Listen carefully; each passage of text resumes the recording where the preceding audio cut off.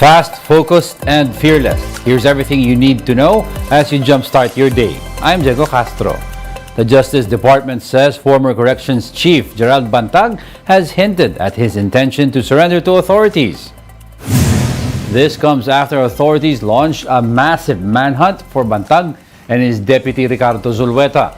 Justice Chief Boying Remulla says Bantag spoke to a cabinet official over the past week to signify his intention to surrender. Remulla also says Bantag is still in the Philippines as his arrest warrant bars him from leaving the country. He spoke to my colleague, one of my colleagues in the cabinet, to say that he may wish to surrender. That's why we are not pushing for law enforcement to hurry up the process. But of course, it is the job of law enforcement still to enforce the warrant of arrest. Kailan to, sir? A few days ago, mga 6 days ago, At how possible yun, sir, na or 5 days ago. As one fugitive raises a possible surrender, Congressman Arnie Teves still refuses to return to the country amid accusations of his alleged involvement in the killing of Negros Oriental Governor Roel Degamo. The congressman says he will remain abroad for his safety, citing threats to his life. Teves claims there are 2 officials who want him dead. However, the congressman did not identify the said officials.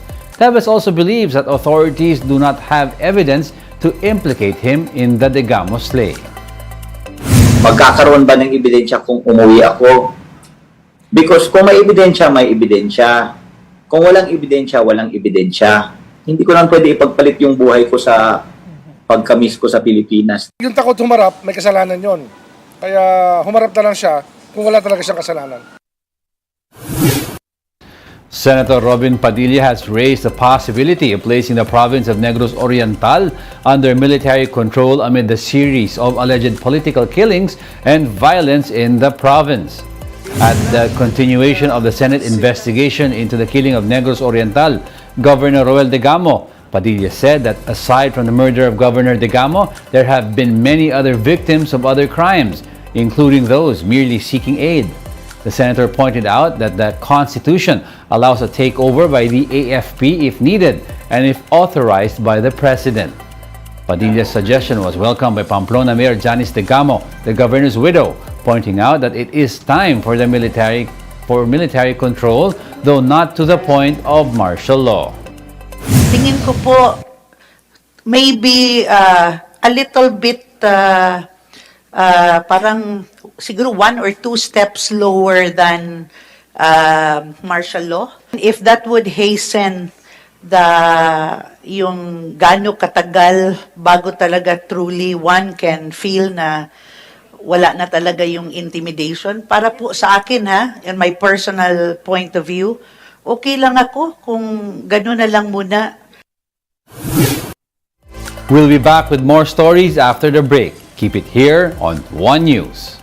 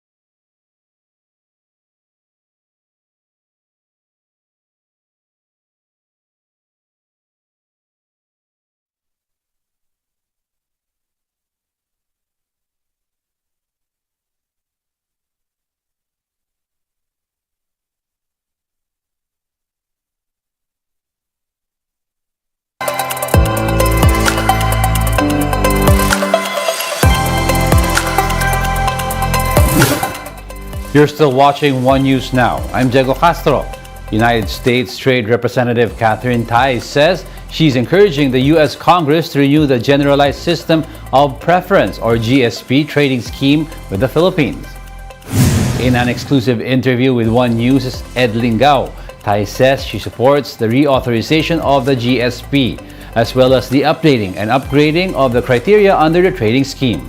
The Philippines has been pushing for the reauthorization of its GSP eligibility after it expired in 2020. The program allowed duty-free entry of more than 5,000 Philippine products into the U.S., including electronics and agricultural products. Tai also tells One News that GSP was not sidelined by negotiations on the Indo-Pacific Economic Framework. I don't think it's fair to say that GSP has been sidelined because of the Indo-Pacific. These two pieces actually go together quite well, which is there are a number of developing country partners that are in the Indo-Pacific Economic Framework. We want to make sure that this is a diverse framework in the Indo-Pacific. And at the same time, GSP, the elements that you see in the GSP with criteria that relate to labor conditions, there is a consistency in U.S. trade practice that is reflected in both. So I have told our Congress that I support the reauthorization of GSP. But do we have any idea as to the timetable, if it's at all possible to give an estimate? And I think that there's a lot of risk in predicting what anybody's Congress and when they're going to act. So let me just say, I have encouraged my partners in Congress to look at this and impressed upon them how important it is. 10 students across 4 schools in Occidental Mindoro collapsed on Wednesday due to extreme heat, which was exacerbated by frequent power outages. But Pagasa warns it's bound to get even hotter as they project the heat index to go up to 50 degrees this weekend. Mobile journalist Francis Orsio with a story.